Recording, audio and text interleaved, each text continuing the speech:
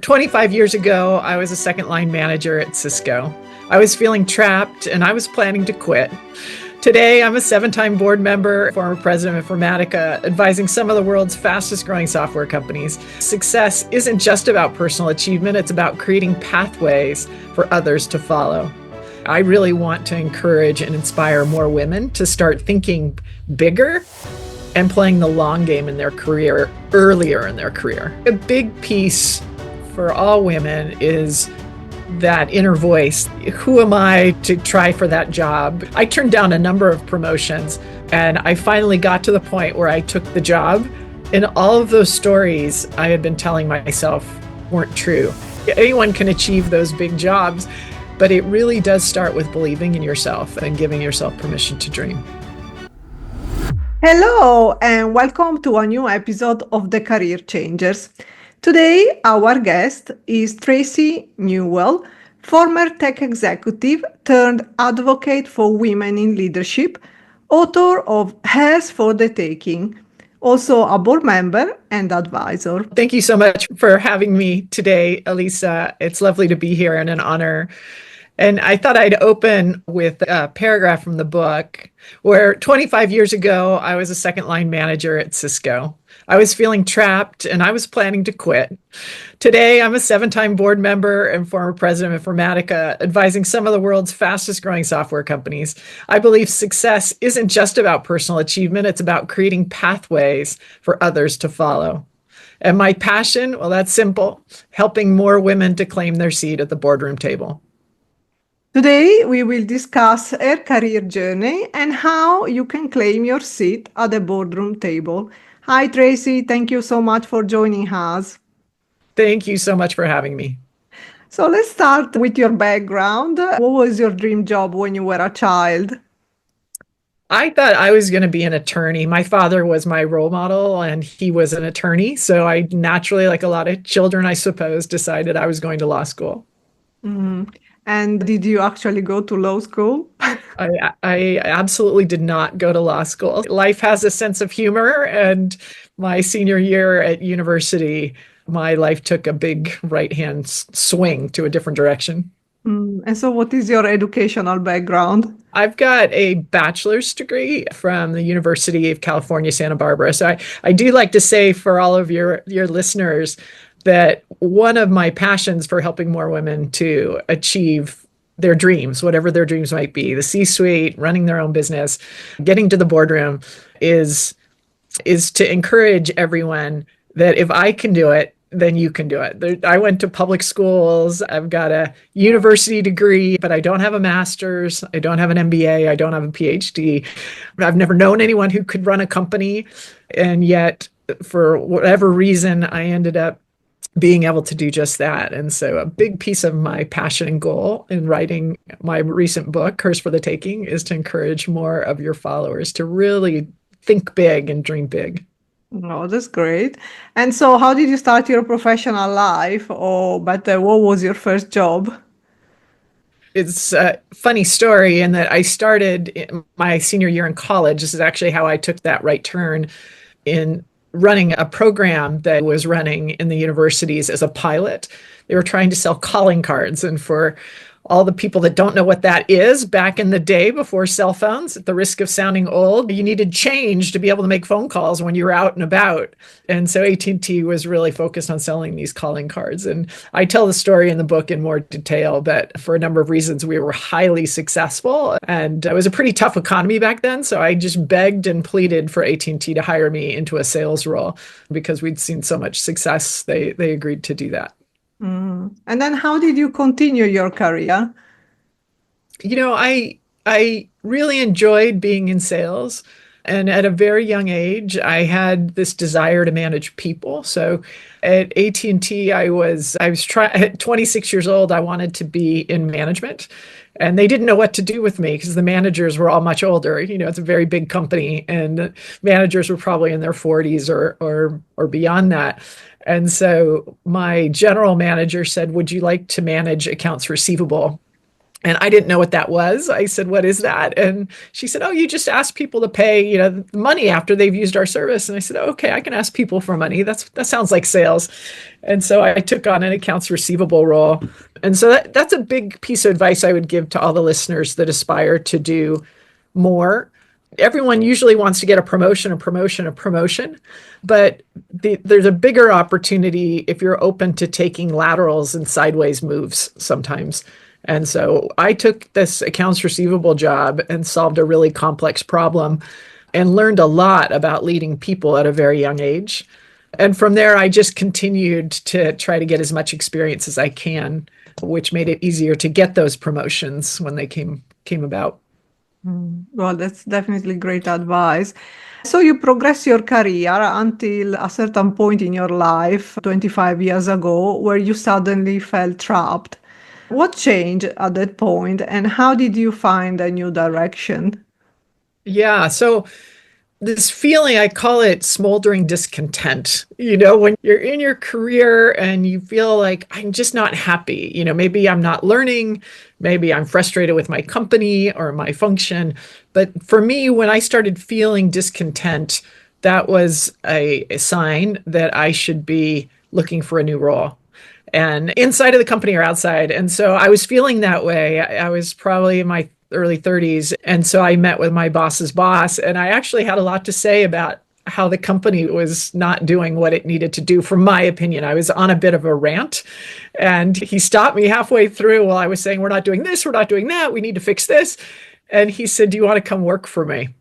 And I said, "Doing what?" He said, "Running strategy." Again, back to this wasn't a promotion, but it was working for someone who was running half of Cisco systems at the time. So it was much more responsibility. And I thought, well, I was going to leave anyway, so I might as well try this job. And so I said yes and learned more in 18 months working for a person running about half the company than I had in the last 10 years. So, saying yes to opportunities that might sound a little risky. A lot of people told me, "Why are you doing this? This is a terrible mistake. You're ruining your career." But I thought, this person is running half of a very large company. There's nothing to lose. I can always go back to my old job. And so, while today you're helping women rise to executive leadership roles, what was initially your experience with leadership? What lesson from your time at Cisco and Informatica have shaped your approach to leadership? I always recommend, for everyone that's listening, you have people inside of your companies or inside of your communities that you probably look up to. And take a look at what are those characteristics that those people model every day that make you aspire to be like them. Leaders usually they're able to set vision and strategy. And that was something I always focused on. What is my North Star? What can I do as an individual or for my team or my organization? What could I do this year that would be amazing, that would make everyone around go, "How did they do that? How did Elisa do that?" And so setting a North Star, I think, differentiated, and then strong execution. But executive presence, I think feeling comfortable communicating in front of large groups is important. Leading through influence is important because people do things for their reasons, not ours. So I think there's a number of attributes. And, I would encourage everyone listening, don't get intimidated by that list, but pick one or two areas that you're excited about personally that would help you in your current job to start working on those now. Because CEOs, presidents of companies, not many were born at 5 years old being able to do all of those things I just mentioned. They learn the skills along the way. And the better you get at setting strategy for your team and communicating that strategy to your boss's boss, the better you get at that in your current role, the faster you will get promoted to the next role. So, you can be, I always say, strategically tactical. Think long term. What are the skills I need? But start modeling one of them or two of them in your current role. Mm. And so, at what point in your career did you suddenly feel inspired to dedicate yourself to helping other women to rise to executive leadership roles? So I started doing diversity work, 25 years ago. Cisco was losing federal contracts because they just didn't have enough women in the company. And that's true for a lot of industries. It's just, I believe there's no bad intent. It's just software companies tend to be made up of engineers, and there are just not enough women in engineering. And that's true for many industries. So why did I decide to do the book and to try to help more women? The issues that I was talking about 25 years ago are still the same issues that folks are working through today. We just haven't made enough progress. One person at a time just doesn't feel like it's scaling to me. And if you look at, this is a US statistic, but the Russell 3000 is the 3,000 largest companies in the United States. Only 16% of the named executive officers are women. So 84 of the 100 are not. And so there's just huge opportunity. And so is to champion more women and getting them into the C-suite and into the boardroom. And that's why I wrote the book. And so why do you believe women are still underrepresented in the boardroom, and what systemic changes are needed to address this problem? There's a number of reasons. Like any issue, it's quite complicated. But I do believe the number one problem is there's just not enough pipeline.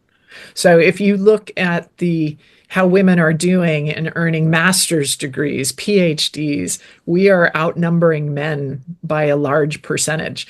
And yet that's not translating in the workforce into the top jobs. And if you look at the statistics from Lean In, Sheryl Sandberg's organization, you'll see women are dropping out at every single level along the way. So it's not, even though they're 51% of the workforce at the beginning, they are dropping out. And so we need more pipeline. And to solve for that, it's a number one reason I wrote the book. I really want to encourage and inspire more women to start thinking bigger and playing the long game in their career earlier in their career. So in your 20s, your 30s, your 40s, start thinking about, would I want to be in the C-suite in 10 or 15 years if I have the skill and if I have the time? And it's a big ask, because in your 20s and 30s, early in your career, many women have families, they have aging parents, life is messy. So asking you to think about, hey, would you do this in 10 years? That's a big ask.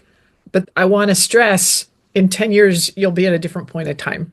Your children, if you have them, will be older. Your family will be in a different position. I really want to encourage more women to aspire to achieve that top job. So is it that you put the work in when you're younger, and then you can maybe have the big achievements later in life? I think so. Yeah, the story that I like to tell for me is I was in my mid-30s. I wanted a new job. I didn't know what that was. And I was with a very senior person in the company, and she said, "What do you want to do?" And I said, "I don't know. I want to have impact." She laughed. She's like, "I don't know what that means." And she asked me, "Would you want to run sales here?" And again, this was at Cisco Systems. It was a Fortune 100. And I'm 35 thinking, there's no way. I don't have the skills. And she said, "Give me another reason." And I said, "Well, I have two little children under 6 years old, and I don't want to miss that." And she paused and said, "Would you run a company in 10 or 15 years when the kids are older?" And I kind of hesitated, because there was this person asking me, like, me, who am I to be able to run a company if I could do it? She saw something that I didn't see. And so I said, maybe.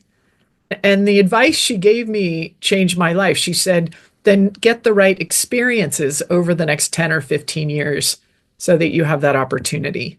And that's the key message that I would say to anybody that is even thinking about doing something great, is get those experiences in the messy times, in the busy times. But also make sure you spend time on your family and on your priorities short term while you're thinking about playing that long game of where do you want to end your career. And what do you think did she see in you? She probably saw some of those characteristics. I was very driven. I never did sports in school, but I probably should have, because I was just so competitive and always wanting to make sure I delivered on what I said I was going to deliver. And I think my communication skills improved with age. In my 20s, I was terrified to speak in front of a room of 10 people, but I worked at it and worked at it some more. And and became very comfortable speaking in front of large groups of people. So I think those were probably a couple of characteristics that she saw. Mm. And so, how can women identify and overcome the barriers that hold them back from leadership position? Because sometimes we may just feel, okay, I cannot do this, or I don't know how to do this. But how can we actually identify what is the root cause of that and then move forward? Yeah. So I think a big piece for all women is that inner voice that you just described. Who am I to try for that job? I don't have the skills for that job. I don't have the time for that job. I turned down a number of promotions because in my mind I was never going to see my family again and I was going to have to travel too much. And I finally got to the point where I took the job, and all of those stories I had been telling myself weren't true. I'd imagined to be true, but they were not true. As I got promoted, I had more control of my life, not less, because I got to decide if I was going to travel for a meeting or attend a meeting that, I didn't maybe think is important. So I think it's really important to quiet that inner voice, Elisa. And a technique to do that, a friend of mine recently, suggested take your inside voice outside. So take all these worries, the chirping, it's just fear that's controlling you, and take that to a friend, a sibling, a boss's boss to say, hey, I kind of want to go do this, but I'm a little nervous. What do you think?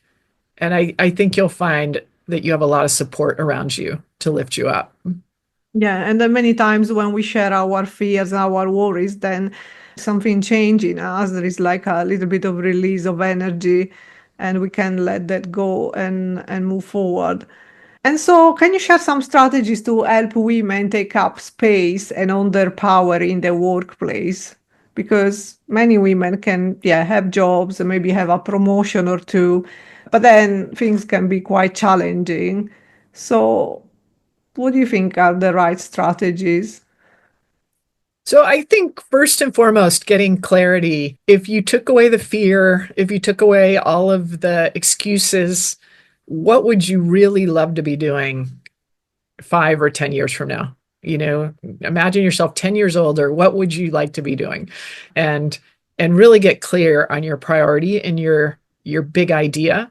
And then communication is really important. So you need to tell someone, tell your boss, tell your boss's boss, make sure you have a mentor that can support you. But the more you communicate, hey, I've got this bigger goal. I was recently talking to a young woman, and she said when she interned with a company, she met the CFO because she was in finance. And she said it was probably inappropriate. But I told the CFO in the interview that I wanted to be him someday. I wanted to be a CFO. And I smiled and I said, I would put money on the fact that he loved it that you said that. Because people want to hire and work with people who want to achieve more.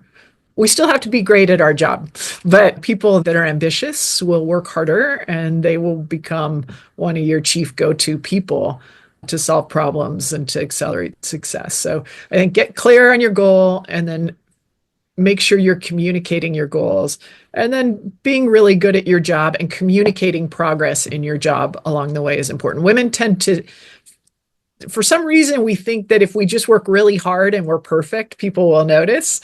But communicating what progress, what are you trying to achieve, and how are you achieving it to others is important to help you get to that next step. Mm. And so, what do you see is the most important quality for women leaders to cultivate as they aim for the C-suite? I think the most important quality is to make sure that you set that goal and aspiration and that you're communicating it early and often. A friend of mine once said, Tracey, you've ruined how I look at executives because you've proven that anyone can do it. Anyone can achieve those big jobs. And he laughed and we were smiling. He was kidding, but in some ways he wasn't. There really is no driver's test to go be a CEO. It's about, do you want to do that? And then you have to go get the experiences along the way that, a board of directors and a management team would feel that you're ready for that role. But it really does start with believing in yourself. And I've studied human potential for decades. You are capable of so much more than you think. And the only thing really, truly holding you back is believing in yourself and giving yourself permission to dream. Mhm. So you just published your book, Heirs for the Taking. Do you remember a specific moment where you came up with the idea of wanting to write this book and why? What was the message you wanted to put out there for any woman that wanted to move forward in their career? Yeah, I do. It's funny how life works. I had a new acquaintance who had just published a book, and I was talking about all the work that I've been doing helping women in their careers for so long. And he really pushed me to write the book and introduced me to, I wrote the book through Forbes, so a publishing arm of Forbes, and he made the introductions and from there it just took off. But the reason was clear. For anyone who wants to write a book, it's actually writing the book is the easy part because I've been telling these stories for decades. That's good to Uh, know. yeah, yeah. Writing the book is the easy part.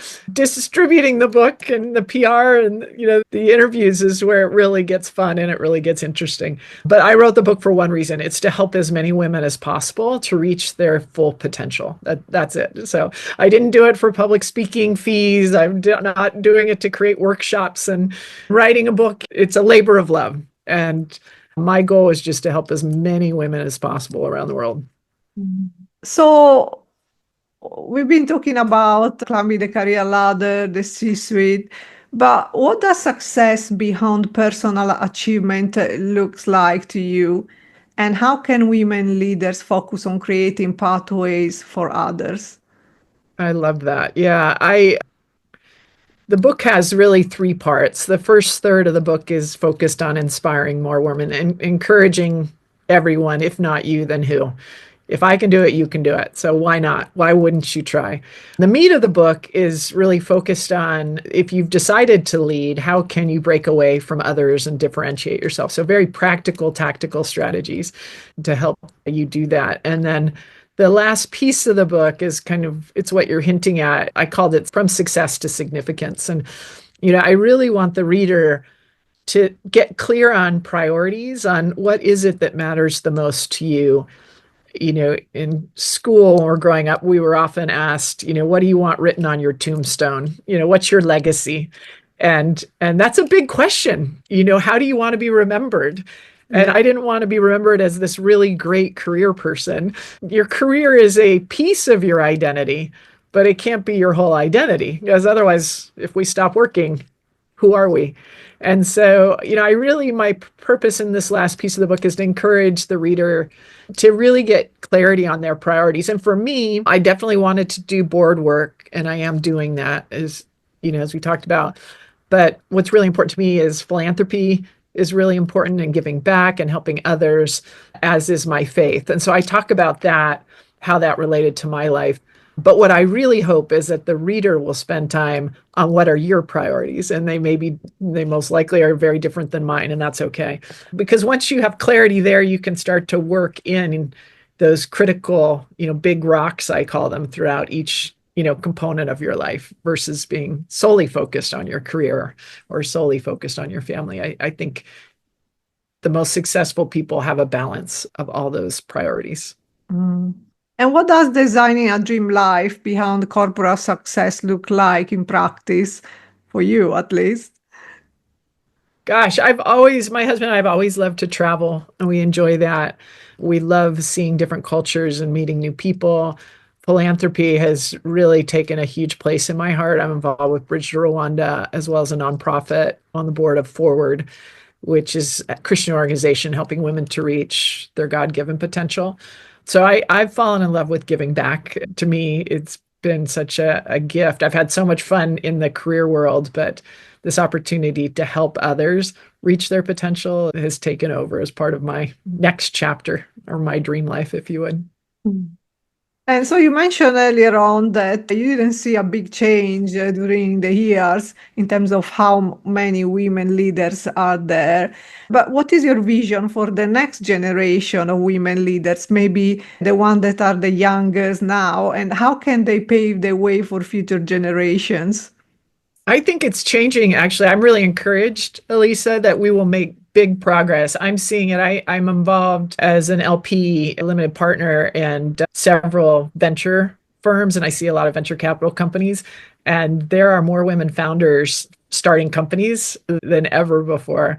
Even the title of the book is a funny story. I was thinking about shattered and ceilings and breakthrough, and I started a focus group with about 35 women that, Mm. 20s, 30s, 40s. And I said, what do you think? And they very kindly came to me and said, that's your issue. That was the 80s, like we can't break through the ceiling. We don't feel that way. We actually feel like we can. I think we can, but should I? Is it worth it? Which is a Oh. huge mind shift. And my daughter, actually, I was going down the path of it's her turn. And my daughter said, that sounds entitled. I don't like that either. I want to earn the job. And she said, I think it's hers for the taking. It's our Oh. opportunity if we want it. And I took that back to my focus group, and they all said, yeah, that's it. We're not sure if we can do it, and we're not sure if we want to. And that's the point of the book, is to encourage, to tell everybody that you absolutely can do it. So let's go. Oh, that's a lovely story. And I think, yes, it's so, even though I do some editing of the interview, sometimes I think, oh, but maybe a different generation will see this in a different light. So it's very interesting and curious to see that everyone received the message in the same ways. And yes, having a survey done and having that type of response, I guess, gave you the right title for your book. Yeah. I found it really encouraging, and I love seeing all these young people with big dreams. It's exciting. Mm. So time has gone really fast and we are reaching the end of this episode, but we have still a few more questions. So first of all, if you could tap every woman on their shoulder and say something to inspire their leadership journey, what would it be? It would be that you can do this. And why wouldn't you try? There's no downside in trying. So think big. And really, the last question, if you could give yourself a piece of advice after you've been giving many advice to everyone else out there, what would you say to your younger self? I love that question. And that's actually all through the book. I asked all these amazing women, what is your advice to your younger self? And my number one piece of advice to my younger self is turn off the inside voice. Just turn it off, work through it. So however, we talked earlier about it, but talk to your friends, your bosses about all the reasons why you shouldn't be trying to do something new. Because we are so mean to ourselves. We wouldn't talk to our worst enemies the way we often talk to ourselves. So, tell yourself different stories and turn off that inside voice, because you are capable of so much more than you know. Well, thank you, Tracey, so much for sharing your incredible journey and insights with us today. And a last message for our listeners, don't forget to subscribe to our channel. If you enjoyed this episode, please leave a review and tune in next week for a new inspirational episode of The Career Changers. Thank you, Tracey. Thank you so much, Elisa. And thanks for all you're doing to lift people up. Thank you. Bye.